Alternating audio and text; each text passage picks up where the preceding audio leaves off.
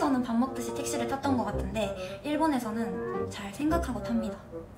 일본에서는 뭐 짐이나 요가, 필라테스를 가입하거나 아니면 뭐 세탁소 같은 거 처음 이용할 때 입회비를 내요. 이번 달 좀 쉬고 싶다 하면 휴회비를 내야 합니다. 가타카나가 좀 저는 아직도 익숙하지가 않은 것 같아요.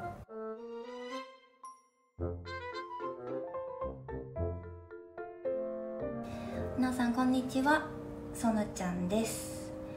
今日はですね、前回の動画では8年間日本に住んでみて良かったことについてお話をさせていただいたんですけれども、今日は8年間日本に住んでみて大変だったことについてお話をさせていただこうかなと思います。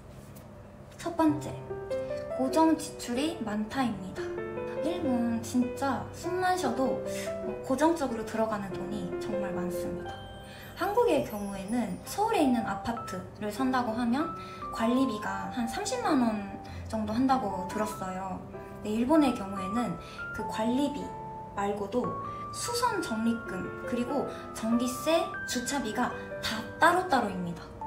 어떻게 따로따로냐면 관리비는 정말 말 그대로 아파트를 관리하는 비용이에요. 그리고 수선 적립금이라고 해서 아파트를 수리 보수하는 비용, 주차비도 한 대당 따로따로 계산을 합니다. 도쿄 23구를 좀 기준으로 말씀을 드리면 관리비가 대충 2만엔 정도 드는 것 같고 수선 적립금이 정말 대략적으로 10,000엔 정도 합니다. 주차비도 도쿄 23구를 기준으로 하면 보통 20,000엔 이상 하는 것 같아요. 한 대당. 전기세, 가스비, 수도세도 정말 다 따로인데 저희 집 같은 경우에는 어른 2명이 살잖아요. 여름이라서 그런 것도 있는데 8,000엔 이상씩 했던 것 같아요. 한국의 경우에는 아파트 관리비 안에 수선 적립금이 다 들어가 있고 주차비도 어느 정도 포함이 되어 있고 또 전기세도 다 포함이 되어 있고 그런 걸 다 해서 대략적으로 30만 원 정도이기 때문에 여기서 더 많이 들어간다고 해도 일본보다는 제 생각에 좀 저렴할 것 같다고 생각이 들었어요. 그리고 차건 비용도 일본이 좀 커요. 한국의 경우에는 차건 비용이 보통 5만 원 정도 한다고 들었거든요. 근데 일본에서는 10만엔 이상 합니다. 신차의 경우에는 이제 3년에 한 번, 그 이후에는 2년에 한 번인데 그때마다 한국 돈으로 100만 원 이상 든다는 거예요. 차 한 대를 유지하는 데 드는 비용도 꽤 큰 거죠. 교통비도 꽤 커요.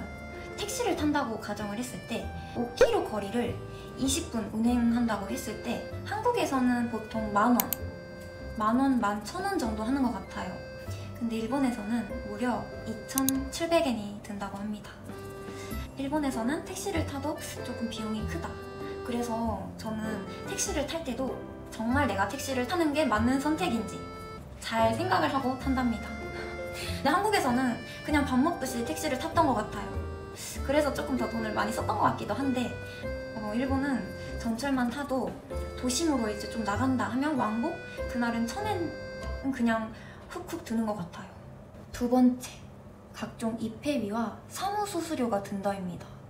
이게 무슨 말인가 하실 것 같은데 일본에서는 뭐 짐이나 요가, 필라테스를 가입하거나 아니면 뭐 세탁소 같은 거를 처음 이용할 때 입회비를 내요. 그리고 입회비를 내고 회원 가입 수속을 하는데 필요한 사무수수료라는 게 듭니다. 비용은 보통 입회비가 3,000엔, 2,3,000엔 하는 것 같고 사무수수료가 2,000엔 정도 듭니다. 가끔 이제 무료 이벤트 이런 것도 하는데요. 3개월에서 반년 가까이 꼭 이용을 해야 한다는 조건이 붙는 경우가 있습니다. 요가를 일본에서 다닌 적이 있었는데 그때도 무료 이벤트로 가입을 했었는데 반년은 꼭 이용을 해야 한다는 조건이 있었던 것 같아요. 이번 달 좀 쉬고 싶다 하면 휴회비를 내야 합니다. 휴회비를 좀 한 1,000엔 정도 내야 됐던 것 같아요. 저는 이 휴회비를 내고 싶지가 않아서 한번 탈퇴를 하려고 했었는데 다시 이제 이용을 하려고 하면 또 입회비를 내야 된다는 거예요. 그리고 좀 비용도 크지 않나요? 가볍게 뭘 배우려고 해도 진짜 나한테 필요한지 생각하게 되는 것 같아요. 세 번째, 관공서나 병원이나 은행을 가도 기다리는 시간이 너무너무 길다입니다. 관공서의 경우에는 제가 이번에 이사를 했잖아요. 이사 시즌이었기 때문에 더 오래 걸린 걸 수도 있는데 전입신고를 하는데 2~3시간 정도 걸렸습니다. 근데 한국의 경우에는 그냥 인터넷으로 1~2분 정도밖에 안 걸린다고 들었어요. 병원의 경우도 예약을 하고 가도 10분에서 30분은 꼭 기다려야 합니다. 진료를 보고 나와도 수납을 하는 데까지 기다리는 시간도 꽤 길어서 진짜 병원 가는 것도 진짜 종일 걸리는 것 같아요, 솔직히. 은행을 가도 기다리는 시간 진짜 길어요. 아무래도 일본은 서류가 많고 뭐든 좀 이렇게 수기로 작성하는 것들도 많고 또 체크를 많이 하는 국민성? 아무튼 일본은 관공서나 은행, 병원을 갈 때는 마음의 준비를 단단히 하고 가야 한다. 4번째, 가타카나가 어렵다입니다. 제가 일본 오기 전에 N1을 따고 왔어요. 일본에서 지금 이제 회사 생활 8년을 했죠? 근데 아직도 가타카나가 어려운 것 같아요. 일본어를 모르시는 분한테 설명을 드리면 일본어는 한자와 히라가나, 가타카나 이렇게 3가지로 이루어져 있는데 가타카나는 보통 외래어를 쓸 때 사용을 합니다. 어지간하면 보통 히라가나랑 한자를 많이 써요. 그래서 가타카나는 빈도수로 따지면 10분의 1 정도? 가타카나가 좀 저는 아직도 익숙하지가 않은 것 같아요. 特にデパ地下のスイーツ屋さんの名前を一発で読めたことがないです。アンリシャルパンティエとかピエール・エルメとかテリーヌ・ドゥ・フリューイかな。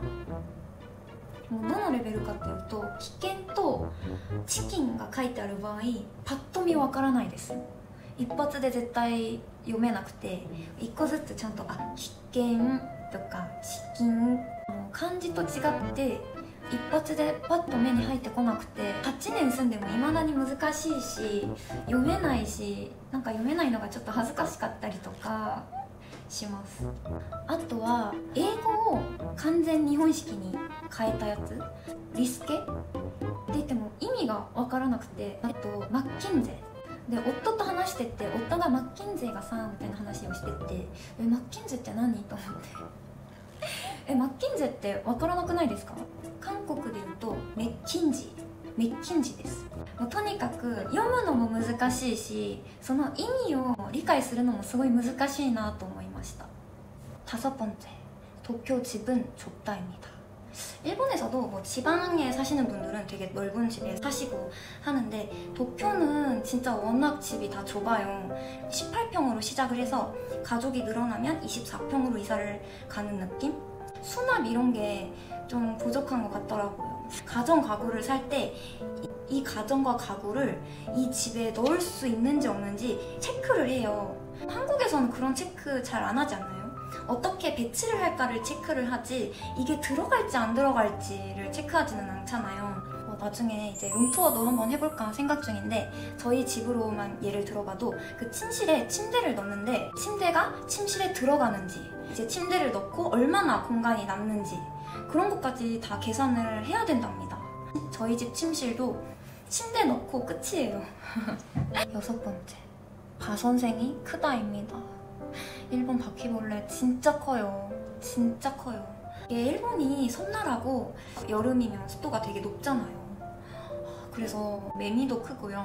뭐 그냥 다 커요. 그래서 제가 옛날에 자취했을 때 바퀴벌레가 나온 적이 있거든요. 근데 그 바퀴벌레도 진짜 이만했어요. 그래서 걔가 막 벽을 이렇게 올라가고 있는 거예요. 이제 내가 혼자 사니까 도와줄 사람도 없고 바퀴벌레 나온 것도 서럽고 막 이러니까 막 눈물이 나는 거예요. 제가 그때 바퀴벌레랑 눈이 마주쳤거든요. 그랬더니 바퀴벌레가 막 벽을 이렇게 기다가 가만히 있는 거예요. 안 움직이고. 막 집안에서 바퀴벌레를 본 것도 너무 충격이고 그리고 바퀴벌레 크기도 이만하고 근데 막 혼자 사니까 이제 나 진짜 혼자구나 이게 막 다 모든 게 막 복합적으로 울려오니까 막 눈물이 나는 거예요. 막 뛰어가지고 3층 가서 아저씨한테 진짜 죄송한데 집에서 바퀴벌레 나와가지고 저희 진짜 착한 주인집 아저씨가 바퀴벌레를 처리를 해주신 적이 있어요. 일본에 살면서 힘들었던 점에 대해서 좀 이야기를 해봤는데 이 중에서 제일 싫었던 게 바퀴벌레인 것 같아요. 이 영상을 보고 계시는 일본에 거주하시는 한국 분들이나 해외 살고 계신 분들 힘드셨던 점 있다면 한번 댓글로 이야기를 해봐도 재밌을 것 같아요. 그럼 다음에 봐요.